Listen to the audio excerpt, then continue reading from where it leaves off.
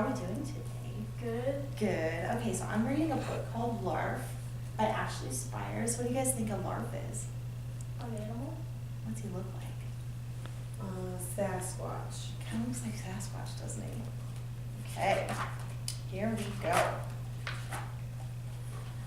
Have you ever felt like nobody knows you even exist? That's exactly how Larf feels, and he likes it that way. Larf is a Sasquatch, the only Sasquatch it seems. He lives a quiet life in the woods with his bunny Eric. You see Eric over there? His new bunny.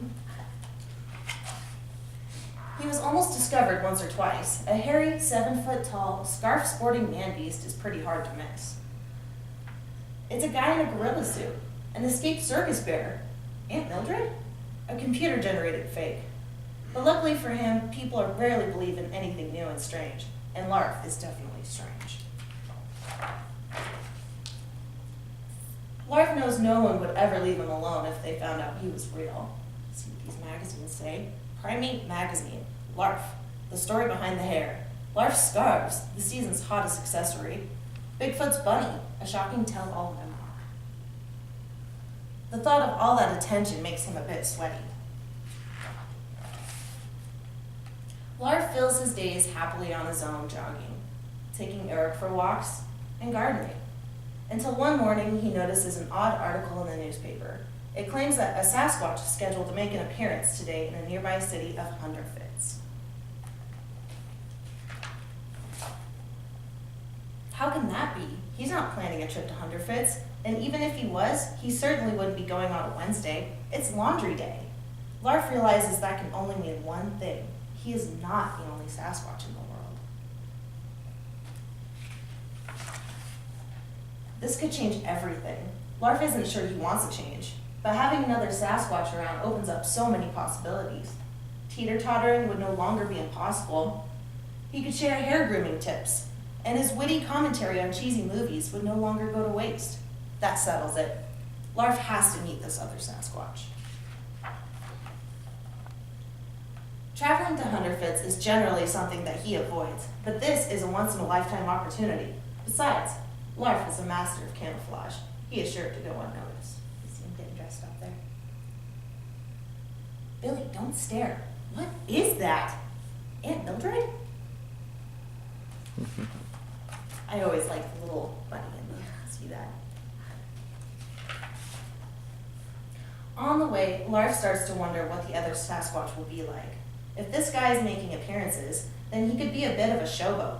Larf isn't sure he wants to be around someone like that. What if they don't get along?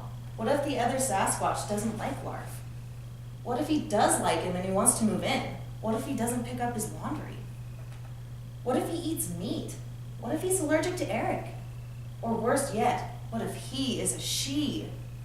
Larf really isn't ready to meet a girl. He hasn't bathed in ever. By the time he arrives, Larf is having second thoughts. He really does enjoy being on his own. All the activity, all the people, and all the noise are making things worse. Larf can hardly see straight, let alone think straight in all this hubbub. Does the other Sasquatch actually like being around so many people? Will life with someone else always be this loud?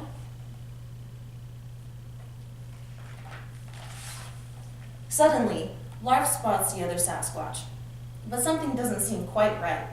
Why are its eyeballs not moving? Is that a zipper down its belly?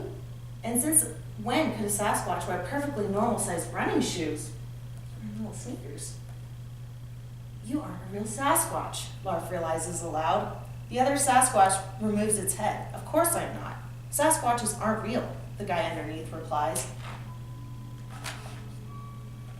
There is no other Sasquatch. It was all a big fake.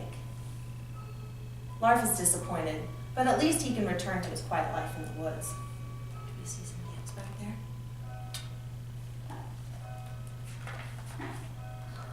Then, while Larf is waiting for the bus back home, a voice says, "Your bunny is super cute."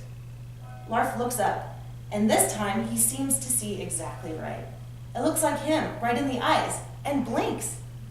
It's covered in hair, but has no zipper, and its feet are enormous. My name is Cheryl, and this is Patricia. The other Sasquatch says, smiling, like Larf, she has come to meet the real Sasquatch. Now it seems she has. Larf invites her over for supper next Wednesday. They're the only two of their kind in the whole world, after all. It's just the polite thing to do. Cheryl agrees. But I should tell you, neither Patricia nor I eat meat. Larf decides that just as soon as he gets home, he's going to have a bath. After he does his laundry, of course. So, Ashley Spires actually grew up in the Pacific Northwest. And it's kind of interesting because Sasquatch is a big deal over there. Do you guys know where the Olympic Mountains are in Washington? Well, they say that Bigfoot lives there. So, something to check out. Thank you guys.